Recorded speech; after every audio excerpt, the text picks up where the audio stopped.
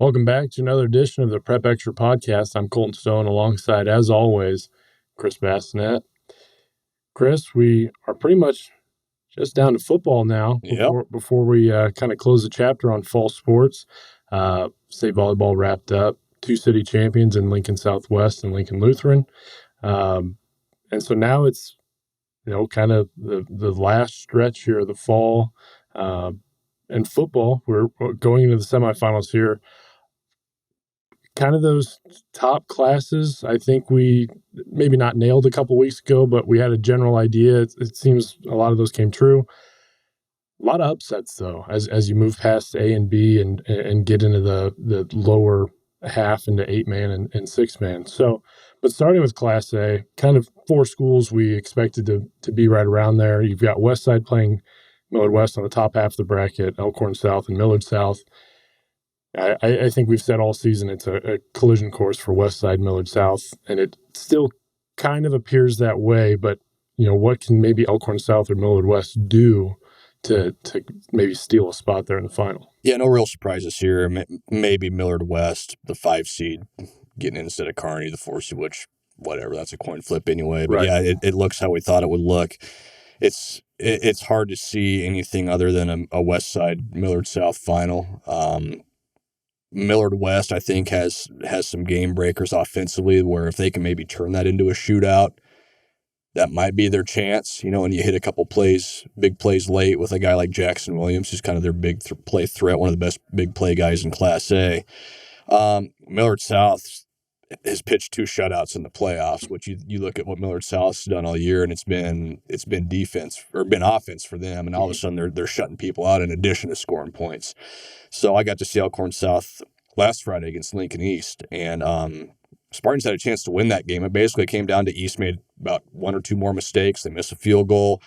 They lose a fumble that Elkhorn South goes down and turns into a touchdown, and Elkhorn South wins a 5-point game. And that was basically the difference. East controlled the ball, controlled the clock, and got it to the fourth quarter and just didn't quite have enough. So you look at these games, I think it's going to take Westside or Millard South playing an anomaly of a game to get upset, and it's going to take the other 2 teams playing pretty well. And look, that can happen. We've seen it before, but at the end of the day, those 2 are the heavy favorites, and it's really hard to see those 2 lose on Friday night and get setting up that big final. Yeah, of course, anything can happen in the playoffs. We see it every year. We've seen it this year, like I said, in 8-man and 6-man. But it seems like we're going to get the title match we all kind of expected. So I was just doing the math in my head here. I think the point spread is 9,403, about 200, not quite 200 to 6 between Millard South, Westside, and their opponents so far. So that kind of tells you the gap that exists. So yeah, we'll see how it plays out. But it looks like those 2 right now. Yeah, and when you look at Class B, I think 2 weeks ago this is the exact 4 teams we expected to be in the semifinals. Bennington struggled a little bit with Norris. Kind of expected that from a Norris team that, down the stretch was playing really well.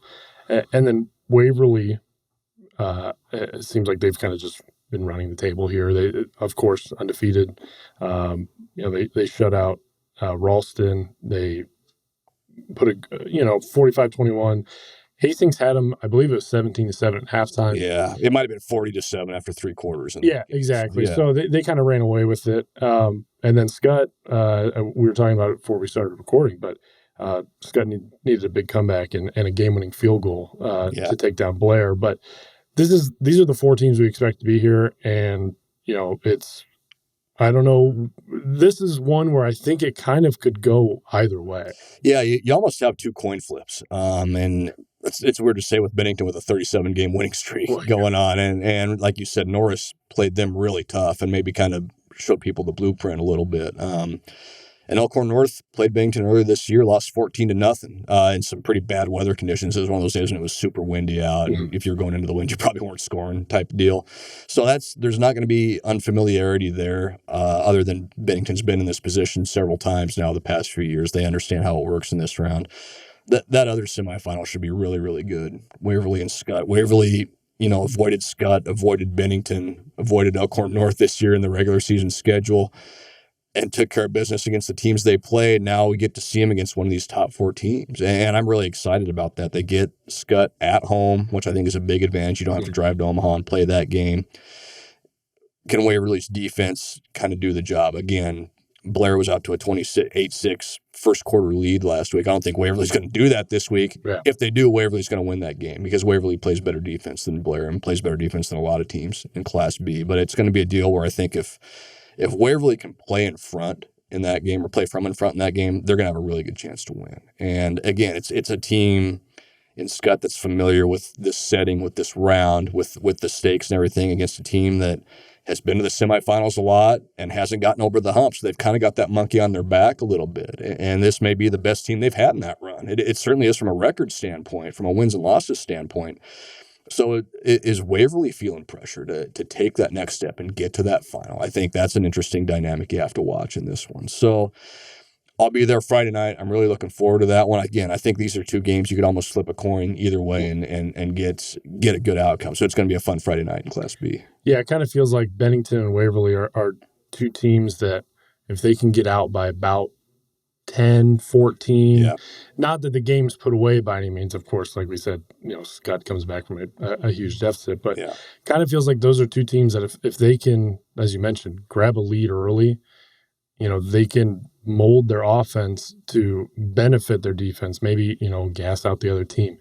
And then, that's kind of when they strike and maybe they just eat clock the whole game. But, and again, anything can happen. But Waverly Bennington feels like the matchup. I think that's kind of what we said from the start. But it's a coin flip either way. Waverly playing for some history. I haven't made a state final since 1980. Haven't won a title since 1975, which was the first year of the playoffs. So it's a lot on the line for the Vikings in this one. It should be a fun night out there. And looking at C1, Wahoo wins maybe ugly to put it nicely, but a 12-7 win. A slugfest. We'll call it a slugfest in the playoffs. And they take on a Sydney team that was in a shootout. Kind of the duality there a little bit. And then on the bottom half, Ashland Greenwood takes care of business, and Boone Central, they just won by 49 points. Yeah. So again, looking at this, these are 4 teams we kind of expected to be here. Boone Central especially, Wahoo Sydney, I think of these 2, I mean, they're both interesting matchups, but we always say those teams out in the West, we don't see them that often. Mm-hmm. If we go too far west of Kearney, we don't see them very often. So, but Wahoo's playing great ball too. Yeah, you look at Sydney, you go, oh, Cinderella story, Panhandle team, haven't been in this while, and then you go back and look, oh, they're the 4th seed. They went 7-2 this year. They spent time in the rankings. It's been a great year for the Red Raiders, and they took out the defending champs in the last round, and we're up big early in that game. I think it was a 3 or 4 score lead early in that game. Pierce made a run out to make it close at the end, but Sydney's playing really, really good football right now, and you can't discount that. And again, Sydney watches Broken Bow go down the field at the end of the 4th quarter against Wahoo and have a chance in that game to throw into the end zone at the end of that game and maybe pull an upset. So they look at that game and they go, okay, yeah, Wahoo's 11-0. They're not invincible. And at the same time, Wahoo maybe gets snapped back to reality a little bit after they have a big one in the first round. Okay, we got pushed at home. Now we're at home again, and here comes a team that maybe sees us having a couple weaknesses. So I always love these matchups, West versus East, because it's a lot of times it's clashing styles. It's, like you said, it's teams that aren't familiar with each other. That's going to be really fun. Ashland Greenwood, Boone Central obviously is going to be a great game. Ashland's only loss is to Wahoo in a 1-score game early in the year. Boone Central's been number 1 all year. They started the year preseason number 1. Haven't moved off that spot. They've outscored their foes 105-14 in their 2 playoff games. They've been dominant. So that's going to be really, really fun. That's 2 programs that we've seen late in the playoffs before. I believe they played in the final, if I'm not mistaken, several years ago, or in a semifinal, a few years ago. They're used to seeing each other in this round. That's going to be a great atmosphere up in Albion. Really fun game. I think Wahoo Sydney is going to be a really fun game. Maybe the most fun class out of these 7 semifinals, because I think it's 2 just really interesting games with 4 interesting teams. Yeah, and again, it's kind of we expected Boone Central to be in this position, like you said, number one all year. So it's hard to, say they aren't maybe a favorite here until, you see them against Ashland Greenwood. And maybe that's probably the tougher. If they were going to pick out any of those three teams to have to play in the semifinals, I'm guessing they would not have picked Ashland Greenwood first. They'd probably pick them fourth out of those four teams. So, and Wahoo's, they started the year in the top 10. Thought they'd be okay, top 10 type team. They've run the table. They've been really good. Sydney, the kind of same thing, fringy. Ashland Greenwood we knew would be pretty good, but lost some guys from last year. So it's three teams that maybe we didn't quite expect to be here, and then one that we did, and that's what makes this stuff fun. Yeah, looking at C2 to wrap up the 11-man classes, Norfolk Catholic, of course, in the semifinal. Yeah, exactly. No surprises to anybody there. Fillmore Central beats Malcolm. That was a game that we kind of said would likely happen and likely be a toss-up. And, Fillmore Central comes out on top of that with a 10-point win. And looking on the bottom half, Ord, we kind of thought, okay, if they can, we thought maybe Bishop Newman would get past Mitchell. Of course, then Ord gets Mitchell. I don't want to say that's the easier of the two matchups, but, Ord maybe takes a deep breath not having to see Bishop as an 11 seed. Yeah. And then UTAN gets through Hastings St. Cecilia and Oakland Craig. So, the bottom half, you kind of probably lead Ord there, but Norfolk Catholic Fillmore Central will be an interesting test for Norfolk Catholic. Yeah, as big a game as Fillmore Central's had in several years, certainly. And again, you're kind of talking history a little bit, an unbeaten season right now for Fillmore Central on the line. You're playing, the cream of the crop, as good of a program as there is in the state of Nebraska. I think we all knew Norfolk Catholic would be good. I didn't know if we thought they would dominate C2 like they have this year. They've beaten everybody in the rankings and beaten them soundly, and they're the heavy favorites.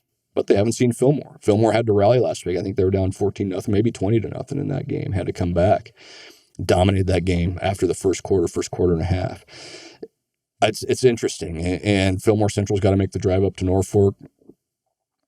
You go into that game if you're Fillmore Central with nothing to lose, obviously. Right. It's kind of the old cliche, all the pressure's on them. Well, Norfolk Catholic, they may not even feel pressure just because they're here this is like a regular season game for the Knights. So that's going to be interesting, I think, to watch. I really have been impressed with UTAN in the bottom of that bracket. I watched them play Bishop Neumann earlier in the year, and Bishop Neumann won that game.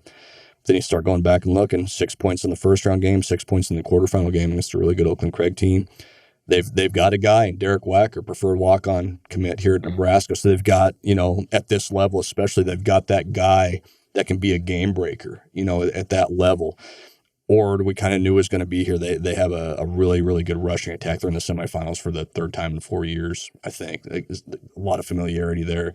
A lot of people said before the season, this might be Ort's best team in this run they've been on. And they had a couple early losses, one to Norfolk Catholic, one to Battle Creek, and have kind of just quietly trucked along since then. So, yeah, you're probably right. I think the two favorites are pretty clear. It's probably Norfolk Catholic and Ord. But again, when you get to this point, you're playing teams that are playing well. And then certainly Fillmore Central playing very well. UTAN's playing very well. They've gotten a little more healthy, and they've got a puncher's chance. That's all you can ask for in the semifinals. Yeah, obviously it's all about getting hot at the right time. The unfortunate part is if you're hot at the right time, the team you're playing probably is too. Exactly. At this point. Going into 8-man, D1, I think a team that we talked a lot about potentially making a final appearance was Cross County. Mm-hmm. Sandy Creek kind of put it on them. I believe they were up 28, maybe it was 28-0 at halftime. It was 38-6 like in the second half. Yeah, it was so big lead. They were up big. Cross County obviously had to try to make a comeback there. Stanton wins by 30 points. Kind of their MO. Can we get to 50 first? Yeah, exactly. And then on the bottom half, you got Crofton and EMF. Stanton Sandy Creek stands out to me because it seems like Sandy Creek's had some close games, and then they kind of just broke it open against a good Cross County team. Yeah, that's Sandy Creek's got one of the best players in the class, Ethan Shaw, who's their quarterback. Rush, one of those kind of dual threat guys. If you remember Aiden Kuster from Neely Oakdale last year, kind of in that same vein. The numbers aren't quite as ridiculous as what Kuster had, but they're in that vein. That's a 1,300-yard rusher, a 1,500-yard passer.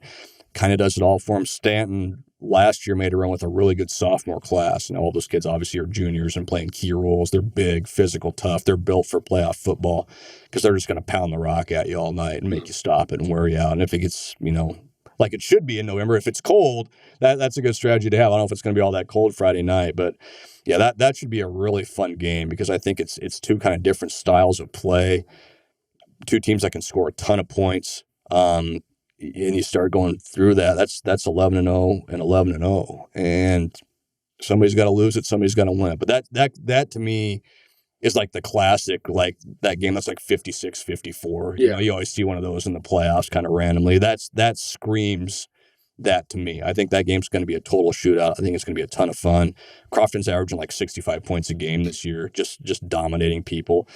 EMF has Brecken Schluter, the running back, who's leading the state in rushing over 2,000 yards. He's the first, I think, only guy so far over 2,000 yards this year in any class in Nebraska. They take out St. Pat's, who was number one in our ratings all year long. I think a consistent consensus number one, most of the year, if not all year long there. So, again, you got one loss and 0 losses there. Your 4 semifinalists have combined for 1 loss in D1. So it's going to be really high level football. I think you're going to see at least one of those games turn into a really big shootout. Maybe both of them big shootout. I mean, you're talking maybe 200 points combined between those those two games, which would be a lot of fun. Yeah, then looking at D2, who I think was maybe our consensus favorite, at least a couple weeks ago, Johnson Brock falls to Sandhill Stedford, and it wasn't really close. No, that was a surprise, yeah. And sorry, I didn't mean to interrupt you there, but no. Yeah, Sandhill Stedford's been in a couple finals in recent years. Again, a team that knows how to win. Another guy that's around 2,000 yards rushing. I'm blanking on his name. Sorry, Sandhill Stedford fans, if you're out there listening. He's had a great year. South Loop, season long, 1 or 2 in most of the polls. Surprise, surprise, Howells Dodge. There they are, 2 losses, playing Wynot, one of the teams that beat them this year. I believe it was like a 12-6 game, something like that. A 1-score game. Two rematches here. South Loop beat Sandhill Stedford late in the regular season. Wynot beat Howells Dodge, as we just said earlier this season. 4 teams that have some experience in this situation. South Loop was in a final, I believe, in 2017. Wynot always there, Howells Dodge always there. Sandhill Stedford's been there a bunch. The certainly the most experienced set of semifinalists, I think, in any of the classes when you're talking about playoff experience and those types of things. So 4 games that I think are going to be really, really competitive, really, really close. We just talked about 2 shootouts in the D1 bracket and D2. These might be a pair of 1-score games, and kind of the low-scoring, tough, hard-fought games you kind of expect this time of year. So it's going to be fun to watch those games play out. Can Howells Dodge kind of reverse that decision from the last time? They're playing well, obviously. We know that. We knew that first-round game between Howells Dodge and Ainsworth, whoever was going to win that one, was going to have a pretty good chance to make a run to the final. And then Howells Dodge beats a really good Dundee County team in the quarterfinals by a touchdown, scores late to win that game. So they're tough. They're proven. A lot of these teams are tough and proven. That's what makes this round fun. Is you've got 4 teams here that all deserve to be in Lincoln for that final. Yeah, it's kind of the opposite of D1, right? It's where that one might be, who can score 50 first. This might be who can score 20 exactly. First. Yeah. And Howells Dodge, I think it'd be easy to look at, this D2 bracket and go, well, they're the 11th seed, but seeding only matters so much, right? Now, obviously, especially in the playoffs. But I think it was kind of incredible. Everyone saw Howells Dodge at 11 and was like, well, that doesn't matter for them. This is just a position that they put themselves into year after year, and it's really no shock that they're in a semifinal. Yeah, exactly. Looking at 6-man, we had maybe said some concerns for Parkview Christian. 2 losses here last year. They had 1 loss. It felt like it was not an easy run to the title game, but you kind of felt pretty comfortable, like, okay, well, if they can, win a rematch here and there and then get there, they're probably the best team in 6-man. Now you look, we kind of thought they'd run into Potter Dix. Potter Dix was averaging almost 56 points a game. Oh, yeah, they blanked him on the road. 51-0 after driving 350 miles. Right. Yeah. You shut him out on the road, in the first game against Cody Kilgore, another team that, year after year scores a bunch of points. They beat them 40-8 at home. So now, down there, they face Hay Springs, who, got themselves into a shootout with Arthur County, another team that we thought, oh, well, how does Arthur County not at least make a semifinal? Yep.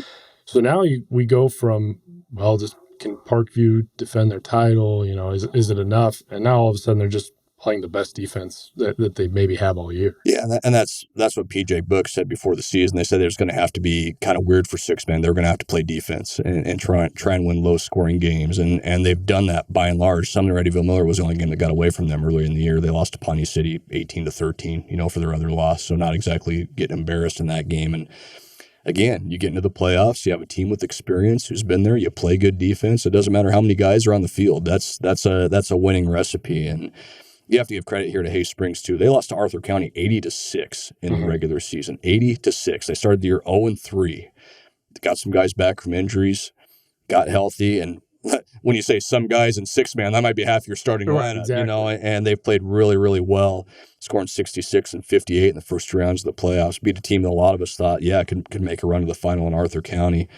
And now here they are. They're making a 405-mile drive out to Lincoln to play Parkview Christian, 1:30 p.m. on a Friday. If you want to clock out of work early, go check out a little six-man ball. That'd be a good one to go check out. Can Hay Springs stay hot? Can they rise to the occasion in a tough road environment, having to drive all that way, take on a team that, like you said, has been pretty stingy defensively after you've scored all these points offensively? Can Parkview score a couple early? Can they get that to 12-0, 14-0, and make Hay Springs maybe a little uncomfortable in that game and have to rush? If they do that, you kind of like the Patriots' chances, I think. And then, in that other game, another rematch, Wilcox-Hildreth had the lead at halftime on SEM in the regular season. These are longtime conference rivals in every sport going back decades. And SEM's been, pretty well consensus number one since they knocked off Parkview 54-6 early in the year. They've really kind of taken care of business in the playoffs. They went 28-7 last week, just kind of a ho-hum, clock in, do the job, clock out type situation.